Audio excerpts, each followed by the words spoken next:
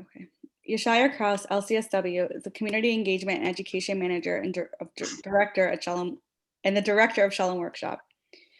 Yeshaya Kraus, LCSW, is a clinical social worker in Far Rockaway, New York. He graduated with honors in 2013 from Long Island University, after which he spent several years working as a psychotherapist in both outpatient and school settings. He currently works for Shalom Task Force as the Community Engagement and Education Manager, expanding both the scope and depth of community and men's educational programming.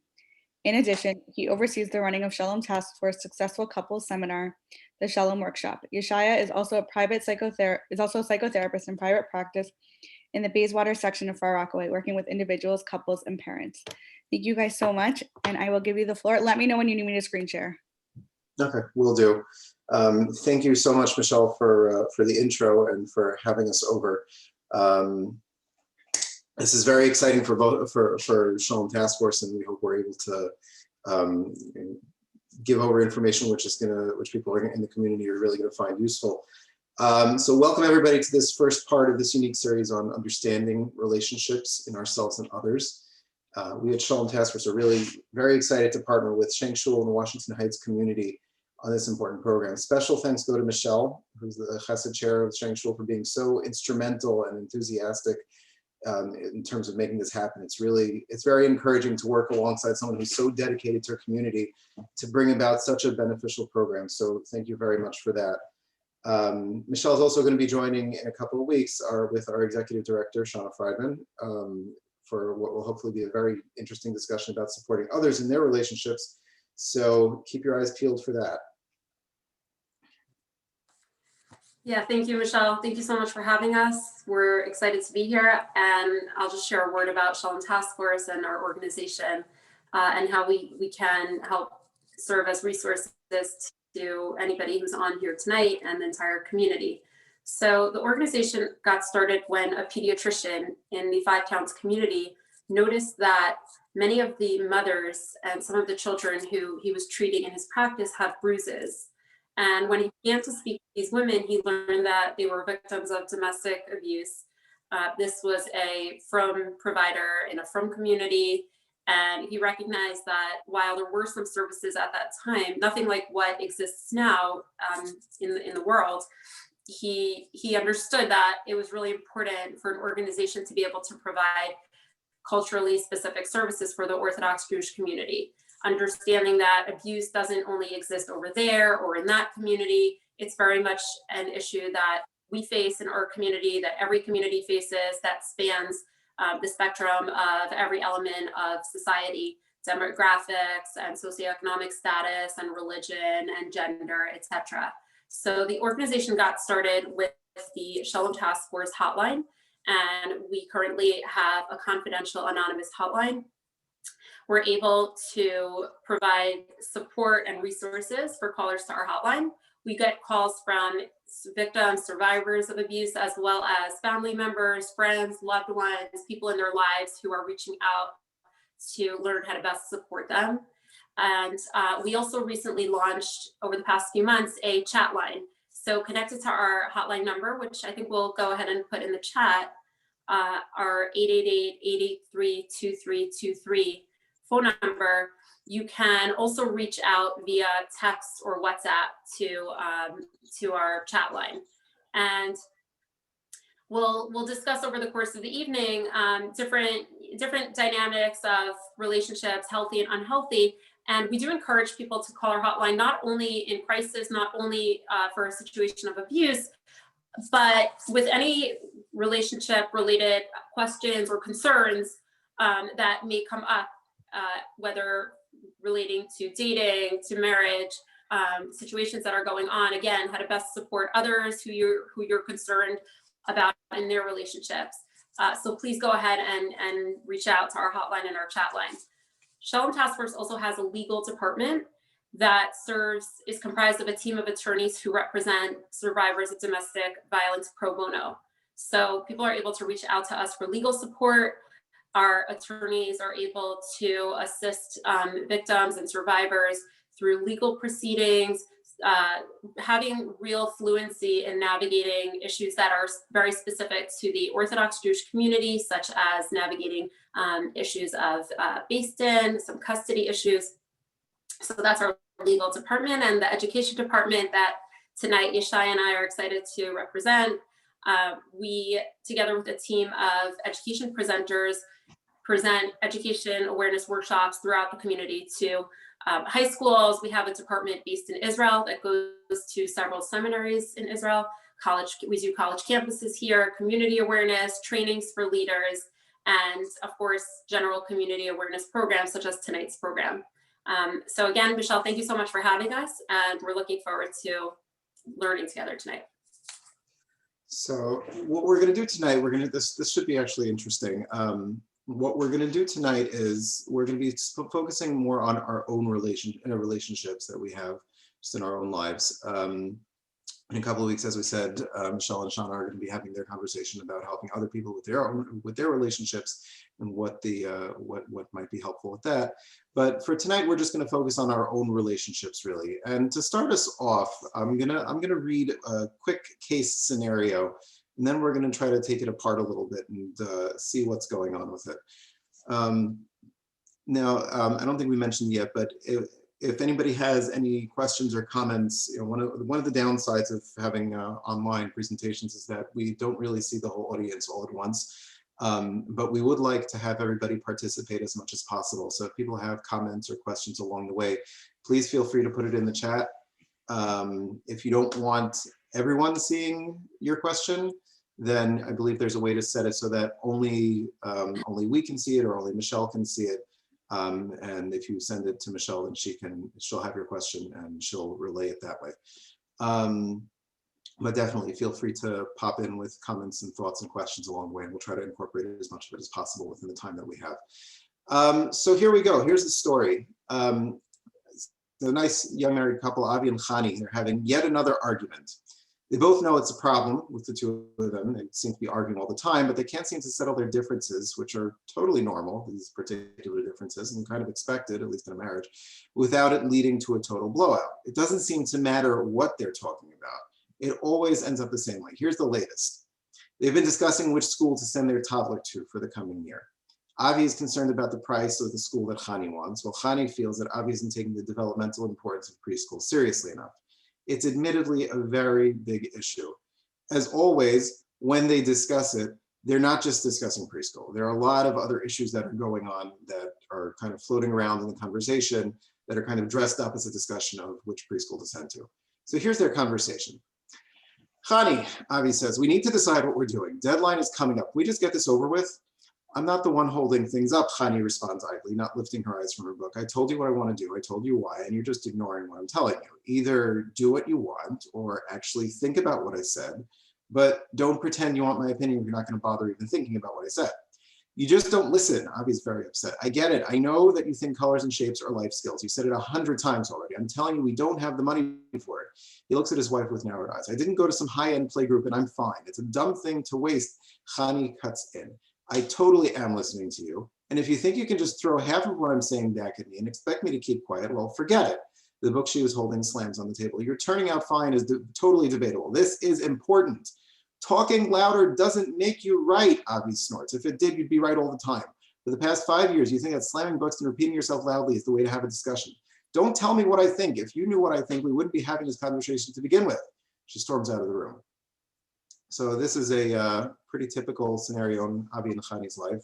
Obviously, they're made up people, but this is kind of how their life goes. This is their interactions. So let's think about this for a second. What did we just see?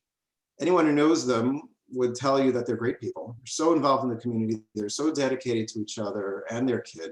What we're seeing here is an example of an unhealthy relationship dynamic. Others may not see it, but it is there. And tonight we're going to be talking a lot about unhealthy relationship dynamics and healthy relationship dynamics. Yeah, and important to point out, of course, is that while this example we are using pertains to a married couple, many of the dynamics that we are discussing are universally applicable to any relationship. For example, these individuals could be dating and disagreeing about a political opinion. They could be engaged and disagreeing about where to live. We could be analyzing the interaction between roommates, disagreeing or trying to navigate deciding about COVID protocols and how to lay down their apartment rules. We could talk about coworkers having a conflict about a shared client. But so be it a friendship or a work relationship or a sibling dynamic, we've selected this specific case for how well it illustrates elements of intensity that can come up in any close relationship. Yeah, and these dynamics that we have are going to be the ones that come up across the board, because whatever relationship we're looking at, whether it's a friendship or any of those relationships that Avital just mentioned, the underlying concepts, the dynamics are going to be essentially the same. So let's think about this. What is an unhealthy relationship dynamic, and what makes a relationship that way? What makes a relationship have unhealthy dynamics? What can we do to make sure our relationships stay healthy? And for that matter, what exactly is a healthy relationship? Let's think about that for a bit. Before we talk about healthy versus unhealthy relationships, it's important to understand what the point of a relationship is to begin with. Why do we engage in relationships, and what do we have to gain from them? So a couple of ideas here. First of all, relationships, if you think about them, what they all boil down to is security, is making yourself a secure kind of a jumping off point.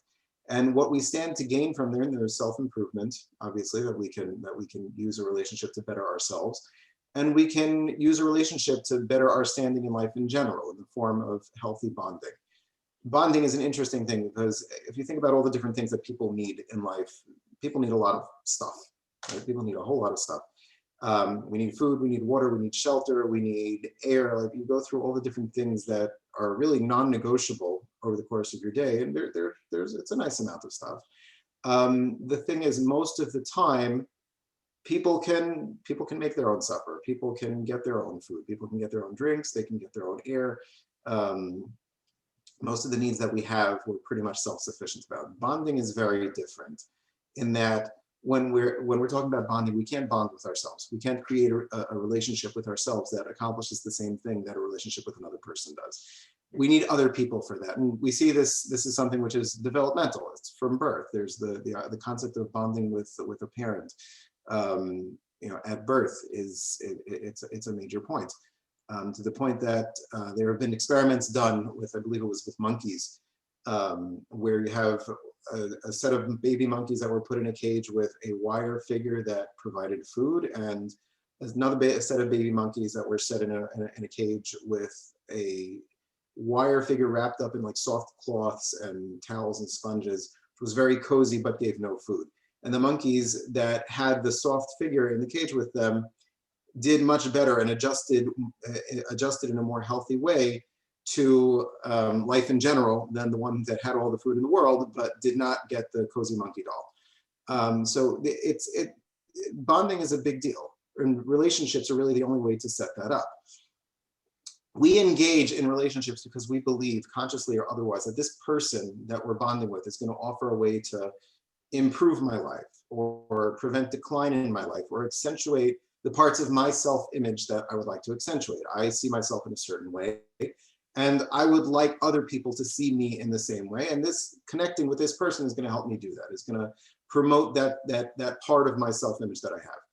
And relationships are always like that. They're always about safety and growth on one level or another. Like, for example, let's say I'm allergic to conflict.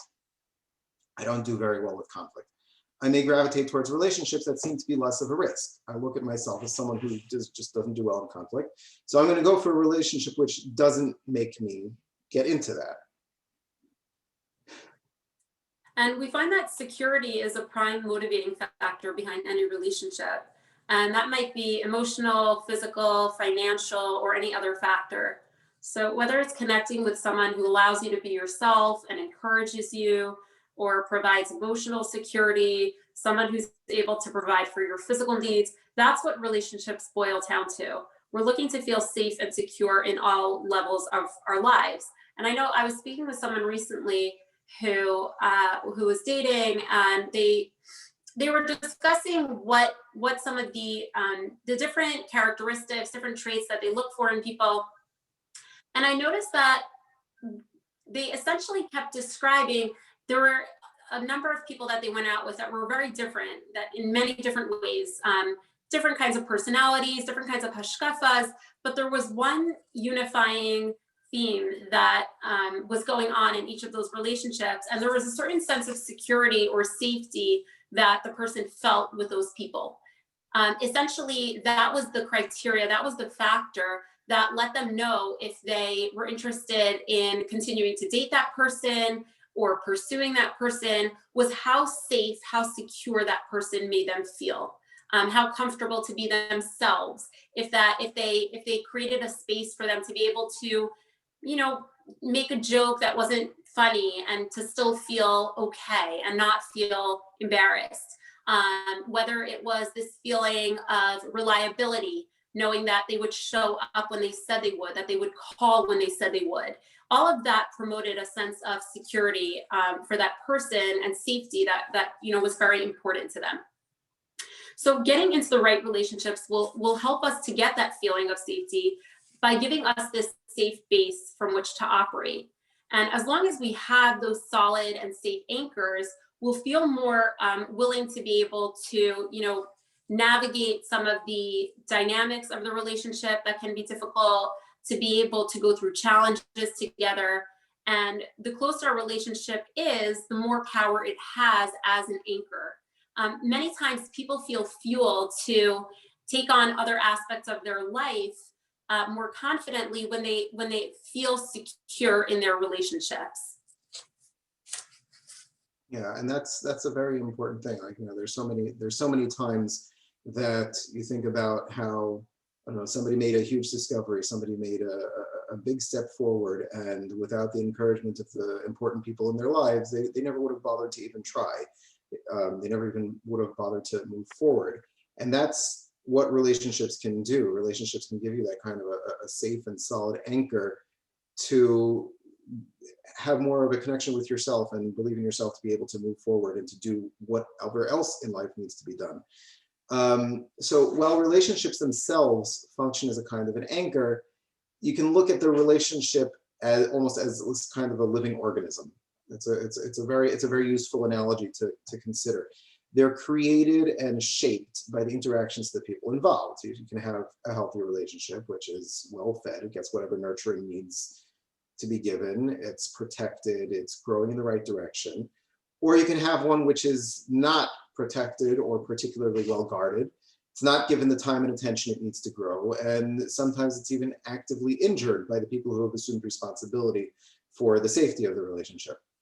All relationships change in different ways. They're always changing and they're never stagnant.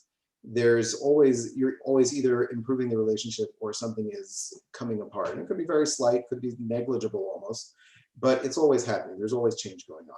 Question is what this growth looks like. This is determined by how the people in the relationship are affected by it. And just as with any growing and dynamic situation, relationships, of course, can be healthy or unhealthy. So let's talk about what are the markers of a healthy relationship? What is it that we're going for? How can we define a healthy relationship versus an unhealthy relationship? What does each person need to put into their relationship in order for it to be healthy? So if we could take a couple minutes now, if people would like to write into the chat box, or I mean, Michelle, if you're okay with people unmuting themselves, if people would like to, you know. Yeah, it's fine. This is an interactive conversation. So we encourage people to participate. Yeah, I think is there a raise hand button here that we could use? That might just make it a little bit more streamlined.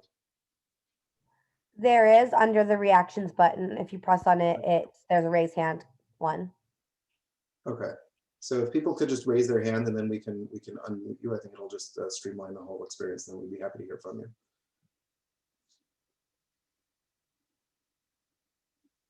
Or putting into the chat box, whatever people are comfortable with.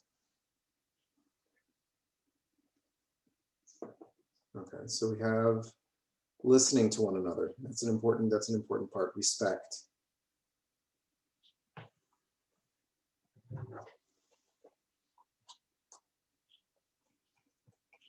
Open communication, good communication. Oh, cool. We got all at the same time there.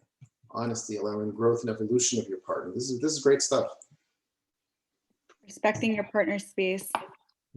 Having fun. Oh, I like that one. That is super important. quite honestly, we could just do a whole presentation on the significance of having fun, growing together. These are all really great answers. Feeling secure, yes, definitely. Being able to feel secure, not just being secure, but feeling it. Yashai, I always think it's interesting when we go into the high schools and we do the exercise. We have students at our high school education awareness workshops. We do an exercise with them where we pretend that we're setting someone up. We're setting up one of their friends, and we ask the group, if you were to set up one of your friends now, what are some of the characteristics that you would be really excited to describe in the partner? And people say all kinds of things. Somebody who's funny, somebody who's outgoing, smart, tall. They throw out all these different characteristics, and then as a group, we're able to pare it down, and we recognize we're able to differentiate between some of the characteristics that are very specific, very unique to that person, and the traits and the compatibilities that will be really important to them as for their unique relationship. And then we ask them, well, some of these will be really subjective, but there is a list of just about 5-6 universal markers that need to be in place for every single person to have a healthy relationship. And what do you think those are? And what I think is really amazing, and so many of these came forward right now from people chatting in, that people innately are able to create that list. People right away. Yashai, do you find that with your groups? Yeah. Again, well, high school students are able to come up with that list pretty fluently. Yeah, and people are just in touch with that need of what they really need. Yeah, I once heard. I want to give proper credit. I'm trying to remember where I heard this. It might have been Lisa Tversky, who has written. She specializes in treating victims, survivors of domestic violence. She's written a book, and she spoke about. I heard her talk about how anywhere in the world, if you ask a group of people to identify this list of healthy markers that need to be in place in a relationship, you go to any part of the world, any culture, and people are able to identify that list. They're able to, in whatever language, be able to come up with some of these features, some of these markers, the respect, the trust, safe, space, all of that. And she spoke about that idea of, it might have been Dr. Lisa Aiken, actually, either Lisa Tversky or Lisa Aiken. She spoke about this idea. I think it was Lisa Tversky, by the way. Lisa Tversky, okay, thanks. Yeah. So she spoke about that idea of people being wired, just human nature, we're wired to be able to self-protect. And we have this ability, right, to be able to kind of protect ourselves and take care of ourselves and know what we need in order to be safe and survive. So someone is writing in, I don't think those values, where did that go? Yeah, I have it. I don't think those values are known innately. I think people learn to appreciate and look for those attributes. And there are definitely two schools of thought on it. There's the nature versus nurture. Right. There are also some therapeutic modalities that talk about the idea of nature versus nurture happens on top of almost like a core self, which is innately in tune to these things. It's just very easy for it to get covered over, which is a whole philosophical discussion of fascinating stuff. If anybody wants to read up on IFS, internal family systems, fascinating stuff, really interesting. That's the modality that talks about this basic self, which is innately in tune to it. But we also, we do mention, I think it was Leora who wrote that in, that, certainly this idea that some of it is innate, but of course we never take for granted people just knowing how to have a healthy relationship or understanding what needs to be in place. And of course, like Yashai, like we were talking about earlier, so much of relationships might come down to modeling what people are seeing in their family of origin and their home. But of course we believe in needing to really teach and have these conversations about how to sustain healthy relationships. Yeah. Were there any other comments that we wanted to. So somebody actually just asked, what book do you recommend to read to learn about IFS? Which I think is really interesting. Yeah, so I'll just give you, I forget the name, but if you look up just internal family systems therapy, I believe it's by Richard Schwartz, who Yes. was the person who created the modality. Fascinating stuff. I'm going through it now. That's like my that's like my Michigas of the month. But it's really just fascinating stuff. It's an amazing read and just really gives you a whole different insight into how people work. So yeah, that would be the book that I would recommend. Start there, and then you know, I'm sure there are a ton of other books out there also that are great. So any other comments about what you might need? Because I think we have a very thorough list here. I will just go through just a couple of them. Open communication. I also want to add, somebody did mention as well that you're not looking for the other person to complete you and be the sole source of your self-esteem, because that's not what, you're not just looking at a relationship for your own self-esteem. You're looking at it for the person next to you, or to make other people feel good, not just yourself. So for sure.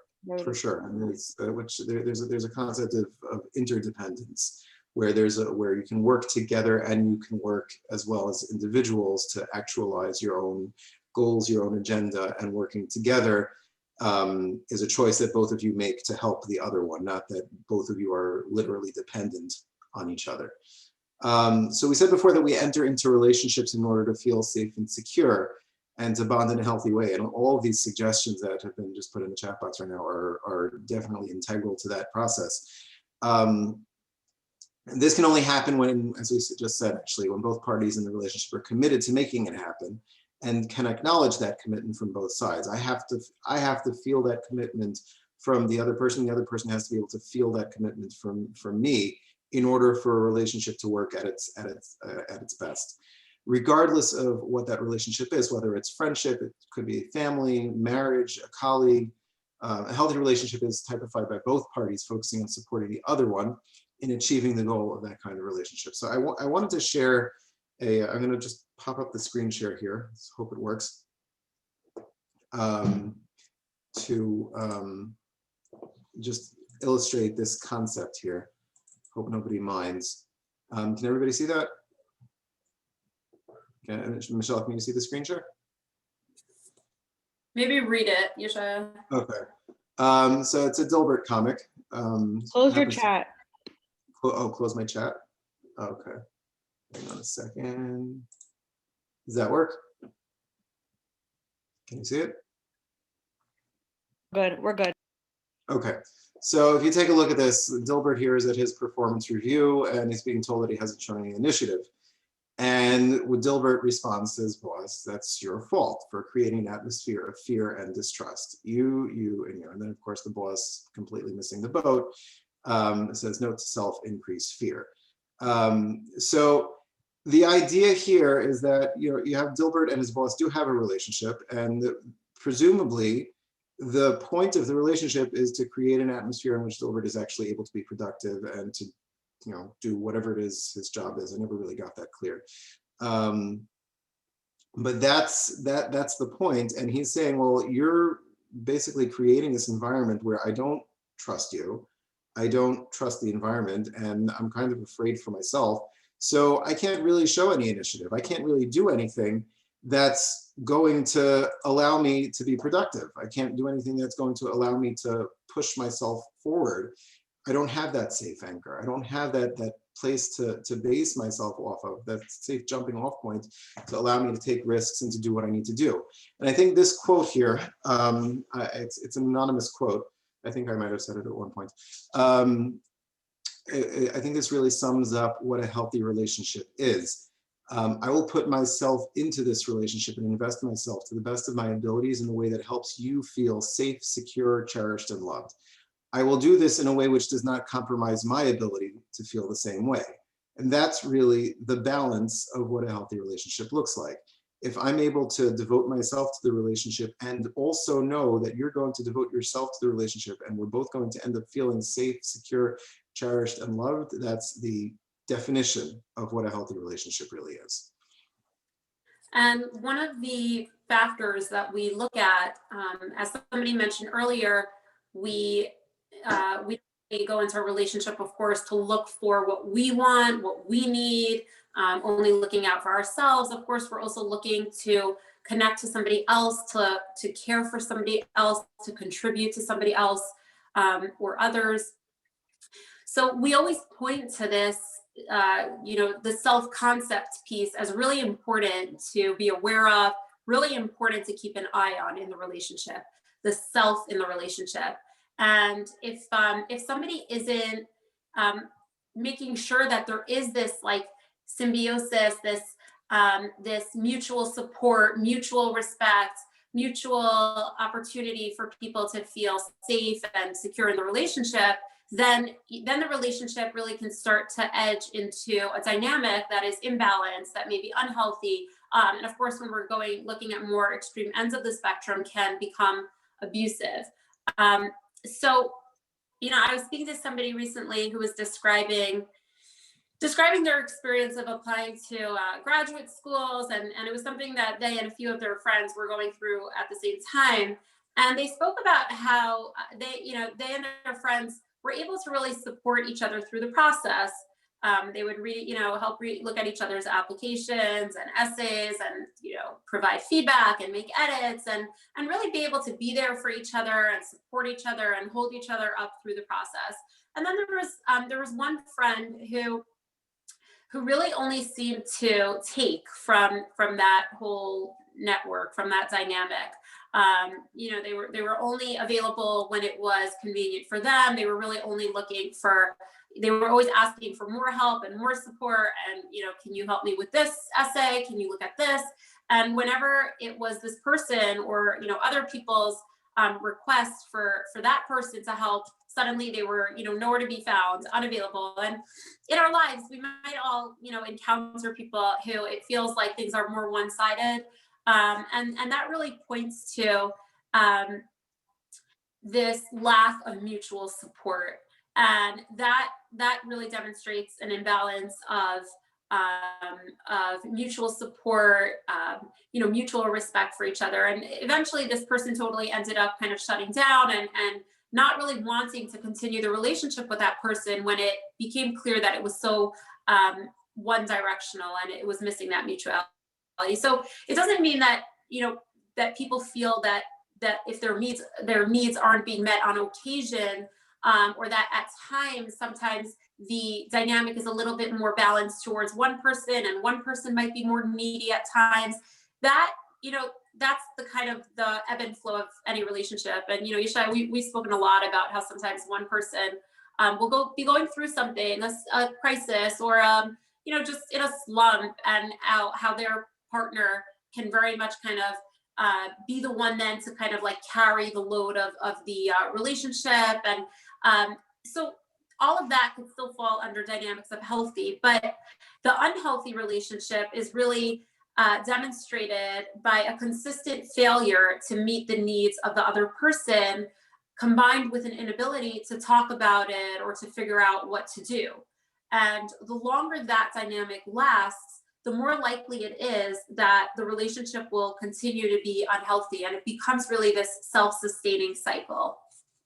Yeah, and I think it's so important for people to think about this and to really be able to acknowledge to themselves that it's a very normal thing for any healthy relationship to have ups and downs. That's the way we are as people. We're not steady. As we said before, relationships are not stagnant. There are always going to be good times. There are always going to be some bad times. The question really is, do we look at the big picture? If anybody's ever seen, I'll see if I can share this really quickly. I know, forget the share. I think we're running a little short on time. But if anybody's ever seen like one of those big pictures that's made up of tiny little pictures, like a mosaic of some sort, that's what a relationship really is. You can look at each of these little pictures and you can see one little snapshot of what's going on in the relationship, and then you zoom out and you see the big picture of what the relationship really is. And if the big picture is one of dysfunction and lack of communication, lack of connection, then that can tell you that maybe this relationship is one that tends towards the more unhealthy side of things.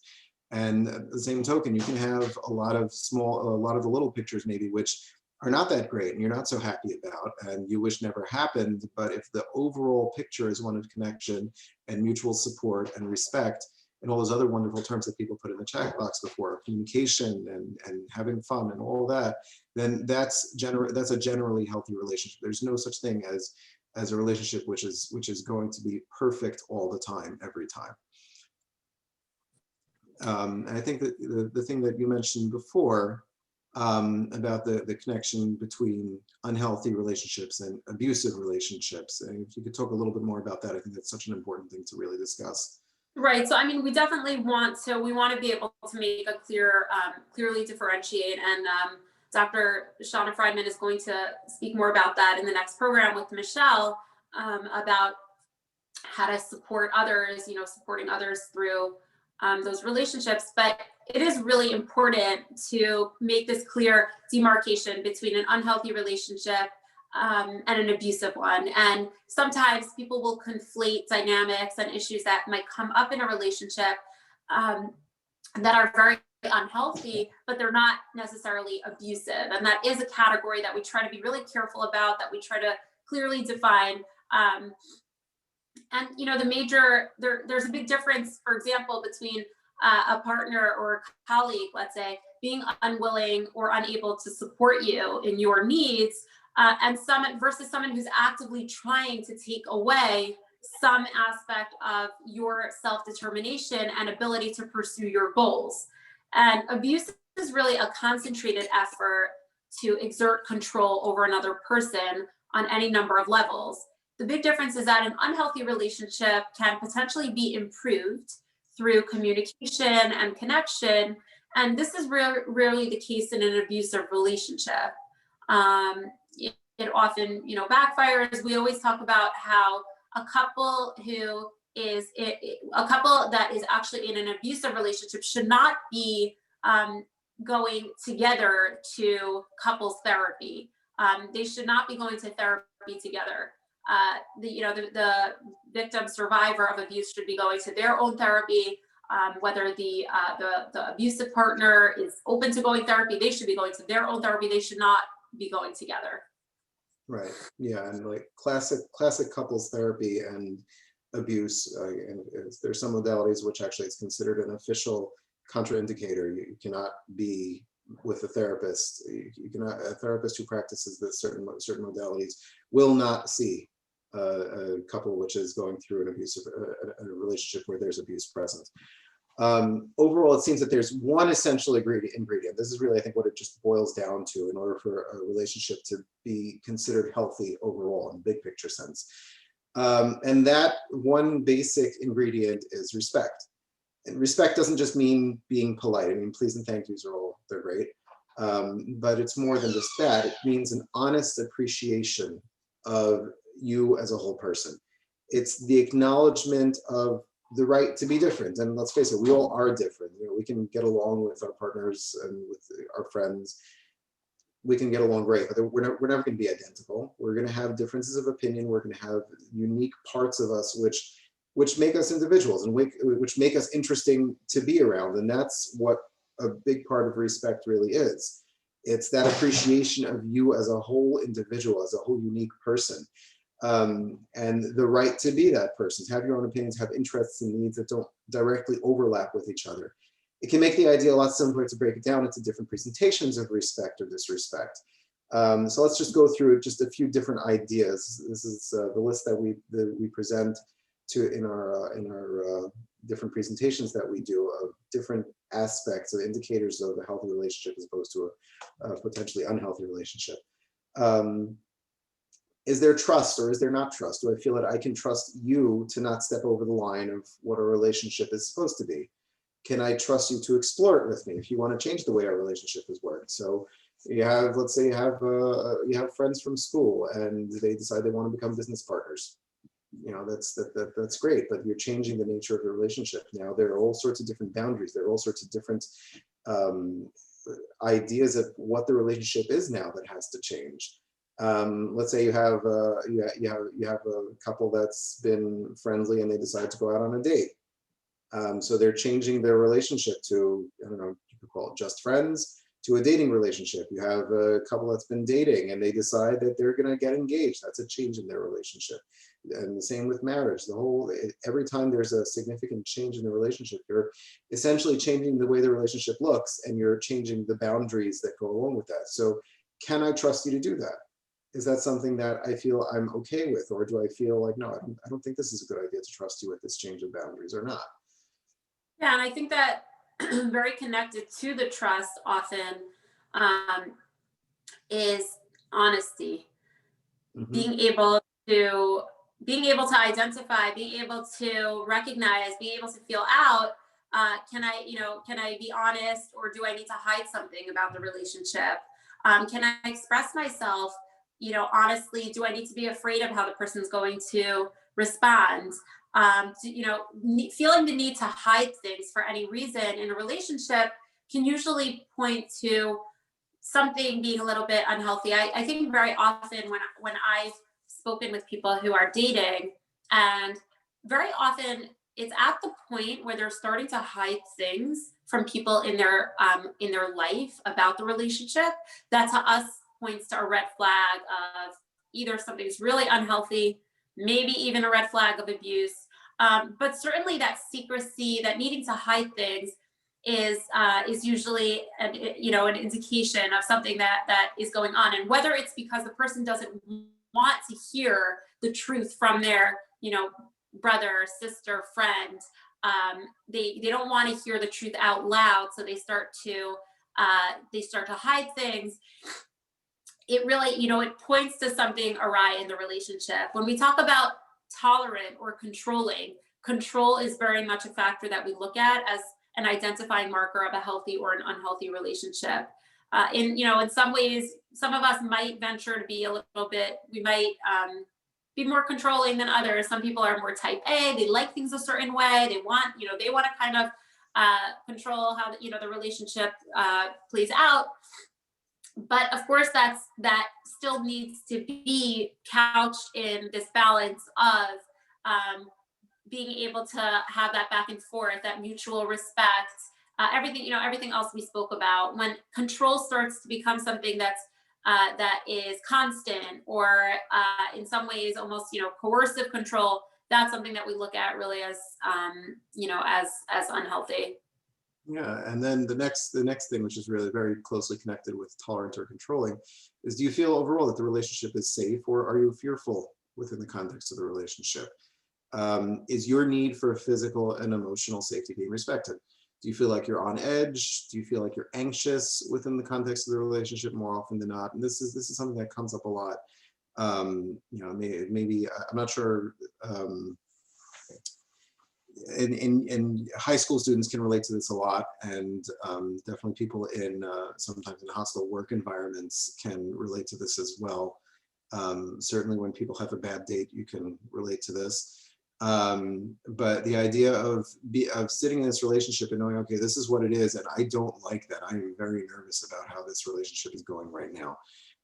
Is that something that you feel? And that's an indicator that this is not something that's in a particularly good place.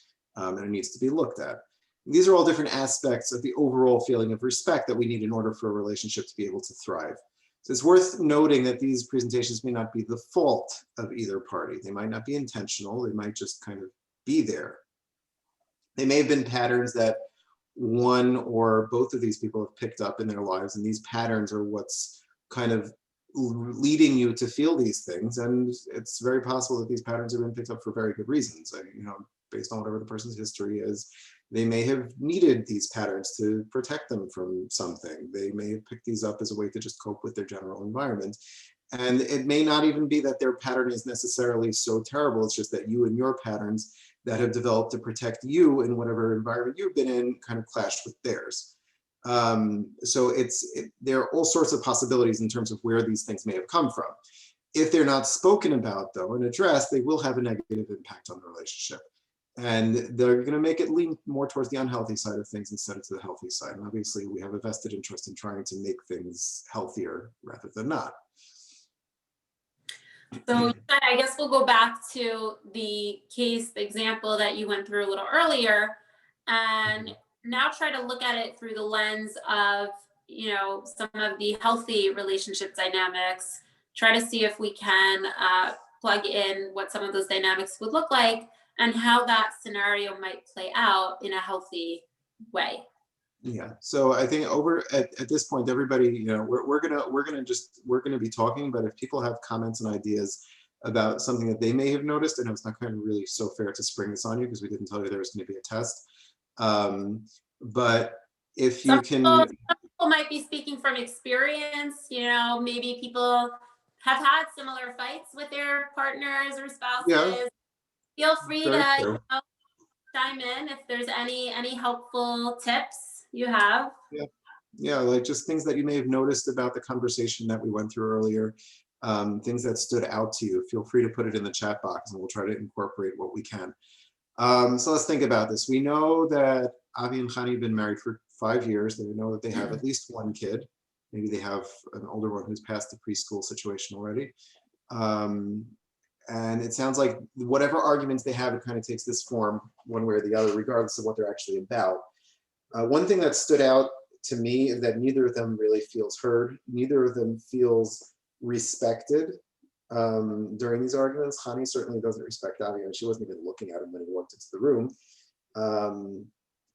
And just from the tone that they take with each other, it's likely a mutual feeling of disrespect when these things come up. And again, we're not blaming one person or the other. It's just, this is what it is. It just doesn't seem that they're being so respectful towards each other at the time. Hani seems to resort to intimidation tactics to bring Avi around to what she thinks. He seems to not go for it so much. He seems to be very aware of what she's doing and is not budging. Another thing that we notice is that conversations tend to get generalized very easily. Both are still very angry at each other for past conversations and arguments. Just the way Avi said, well, you would have been right for 5 years if raising your voice made you right. And the way that Hani threw back at him, well, don't just say half of what I'm thinking.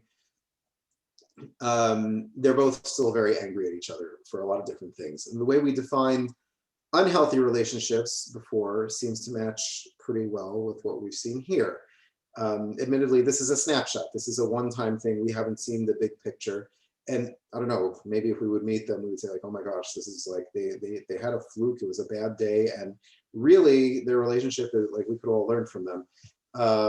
But from what we're seeing here, especially considering the fact that it's a fictional couple that we're never really likely to get much more information on, it would seem that they have a kind of an unhealthy relationship dynamic, just from the way they were discussing their thing just there. So I mean, I'm just thinking about what you're saying, Shai, and I'm wondering if, just to kind of, I guess, clarify, the unhealthy scenario, again, I think it's just one snapshot. It can still be part of the landscape of, let's say, a more healthy relationship at the core. But certainly they're getting stuck here in this, in this scenario, right? Doesn't necessarily define their relationship as fully unhealthy. But this dynamic, the way it's playing out, of course, is certainly unhealthy, as we were discussing earlier. For sure. Yeah. So what are some of the suggestions so far that we thought about, that the blow up had to do with? You mentioned being heard, being on the same page about finances, right? The defensiveness from both sides. How would we go about responding to this? So this really, what it basically boils down to is how you communicate. Right? All the above issues, they're not specifically in the matter that they're actually discussing. Like these things about being heard and being on the same page and being defensive.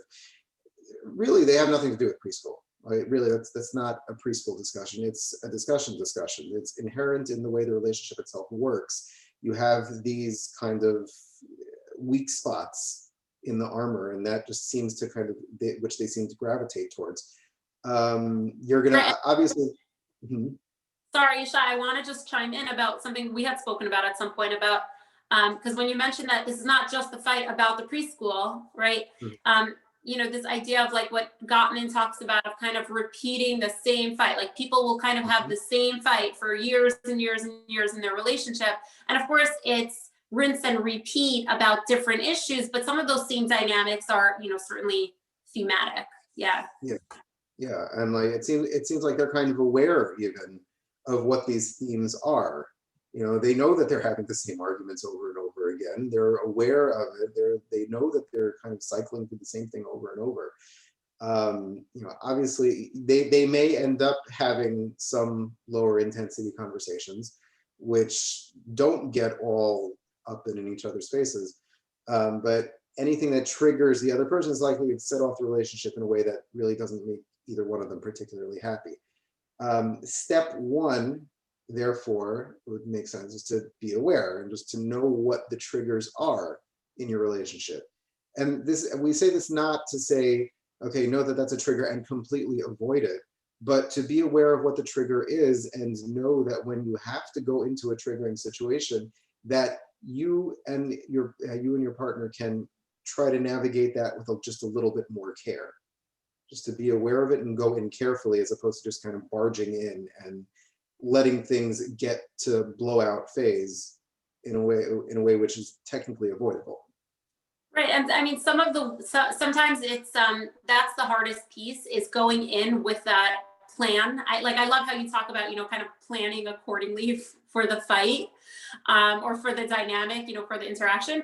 But because it's so, in some ways, it's so difficult. It's so counterintuitive to how we're feeling when we're feeling, you know, defensive, when we're feeling confronted, when we're feeling attacked. It's very hard to stay level-headed in that moment. But as you've discussed, that idea of planning accordingly allows us to go into the situation with more intentionality, and then to be able to recognize, okay, here are some really hot button issues going on for you, for me. We're both feeling triggered. We're both feeling, you know, activated right now or upset. But in some ways, we can kind of keep focused, stick to some of the points that we're gonna stick to, and not allow ourselves to then, you know, go off on tangents and kitchen sink and bring up things from who knows how long ago.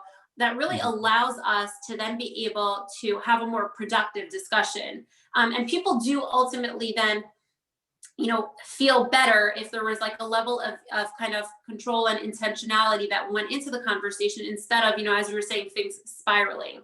So we want to really make sure that we're understanding the other person's point and make sure that they know, you know, the point that we're trying to make.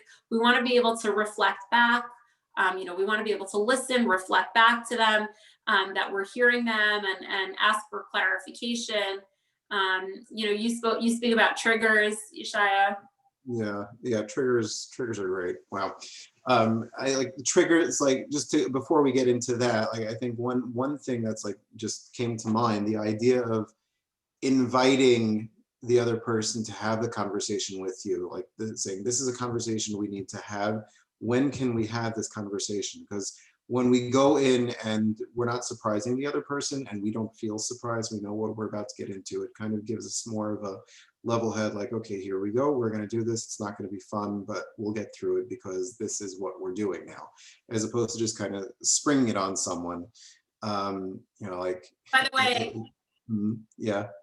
I was just telling Shauna earlier today, we were talking about Sundays, and like, I don't know how you feel about Sundays, but Sundays just always like, they just don't work out, like, ever. And I was telling her that I have a friend who now like actually plans her like fights with her spouse, because like they always end up fighting on Sundays. It's like the day that everybody is at each other's throats. And she's like, when are we doing our fight? Okay, like we'll take the kids there. Should we do our fight at 1 or at 3? Like what works better? That's great. I love so that. Talk about planning and sticking to the plan. Right. No, but it really does work, you know, like and I hate Sundays, by the way. I know this is being recorded, but Sundays and I are not good friends. But yeah, I like planning things out. Like when you know at least a little bit of what to expect, it can make the whole thing go much more easily. And I like even the triggers that do have to come up, are going to be a lot less intense if they're planned out from beforehand. And when we're talking about triggers, like we're not really talking about preschool. You know, as we said, we're not, their argument is not a preschool argument. Their emotional reactions to not having specific emotional needs met. Each person needs to be aware of each other's need for respect, including the need to feel like their viewpoint is valid. Not feeling that way builds distance in the relationship, in which that creates more sensitivity towards the triggers. And once you have more sensitivity towards the triggers, then everything else ends up hitting the ceiling much more frequently than it would otherwise. If I felt listened to and I felt respected, then I'm much less likely to have my triggers get out of hand, even if they are set off in some way or another. So let's go back to the discussion that we had between Hani and Avi. Let's plug them into some of these ideas. Hani, Avi says from the doorway to the living room, do you have a minute? I'd like to figure out what we're going to do for preschool next year. Hani puts her book down and looks up at Avi. And you see like what she's doing there is she's putting her book down. I'm now focusing on you. He invited her to have the conversation with him. Avi sits down across from her. I know you feel that it's a lot of money. I know money is tight. I really feel it's important though, even if you don't. So this is Hani validating Avi's position. He's obviously said this before. He's the finances guy, and he knows that money is not really so on board with this particular choice. Avi's response is, it is a lot of money. That's true. You're right that I don't see it as so important, but the real problem is the money. I just don't see where we're going to pull it from. If it were just a matter of opinion, I'd say go for it. Like, you know, okay, he's really clarifying his opinion.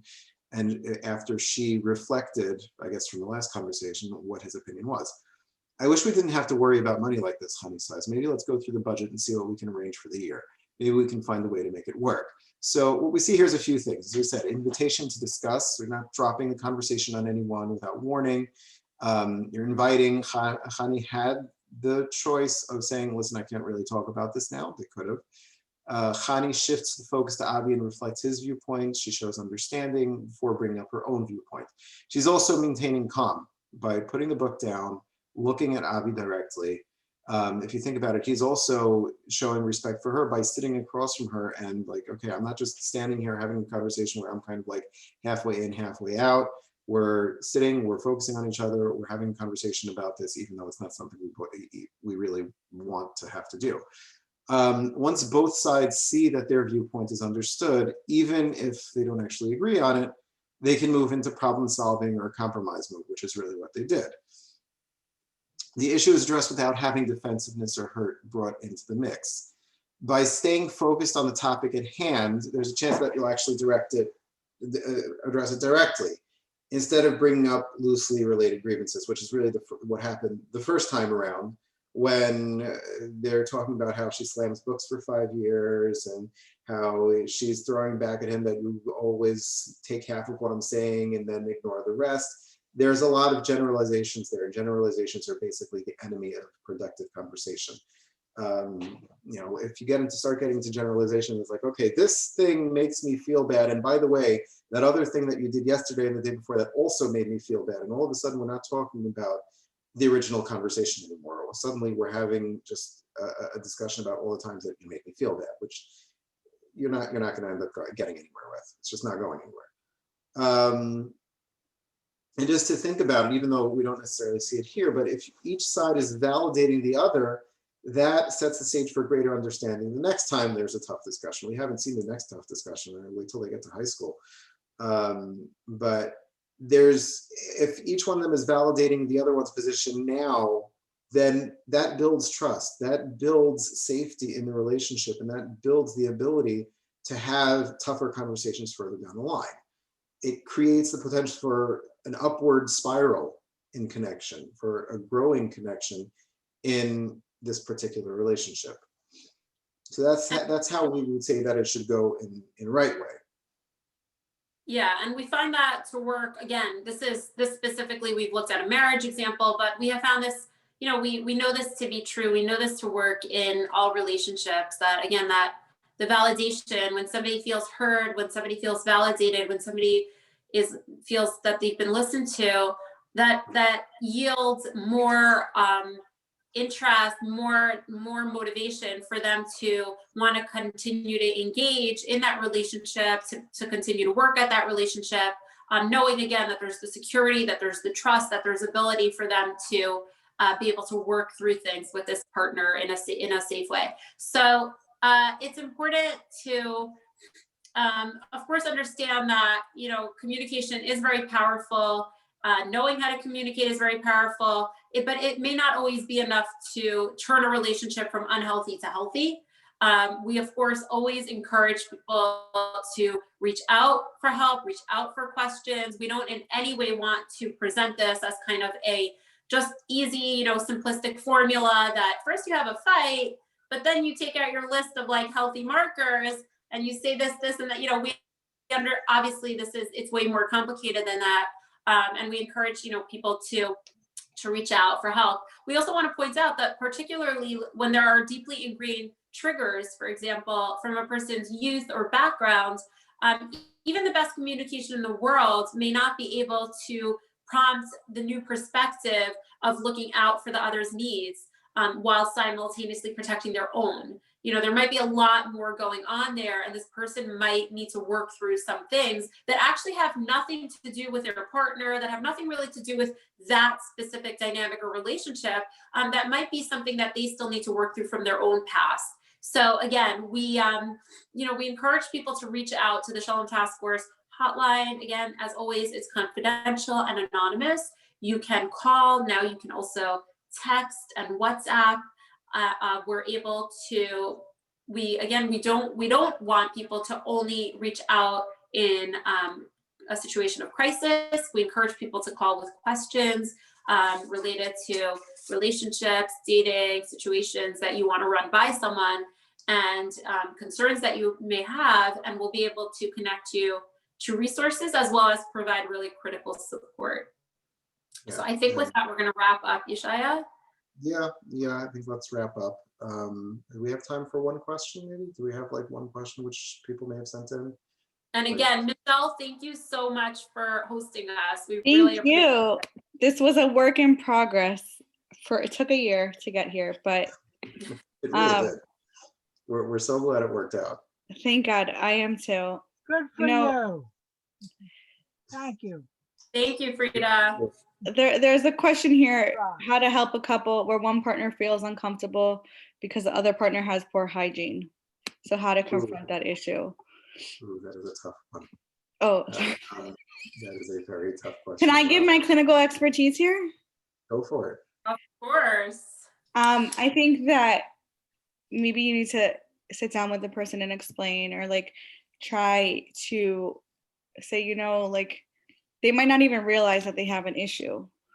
So it's not your decision. It's the couple. I don't know if the person asking was asking about like them overseeing a couple or if it was a spouse. So I think it's important to speak to your own spouse or your own friend about how it might make you uncomfortable, and it might veer toward other people away from you in a nice and respectful way. It's not necessarily an easy conversation to have, which is why Ishai and Avital both said it was a hard question. But I think that. Yeah, and Michelle, I just want to point out, because I did notice that somebody had typed in earlier on the chat a question about supporting a friend. Correct. How do you go about supporting a friend? So again, we are hosting the is it in 2 weeks? It's on program February 10th. Yeah, and we'll be discussing how to help people. A lot of the questions that came in are how to help people, how to deal with your in-laws. Sorry, my in-laws are on here. Don't worry. But yeah, so that was specifically dealt with in this educational forum. And again, we get many calls to our hotline having to do with supporting others. So please feel free to chat in or call in with your question. All right. So I guess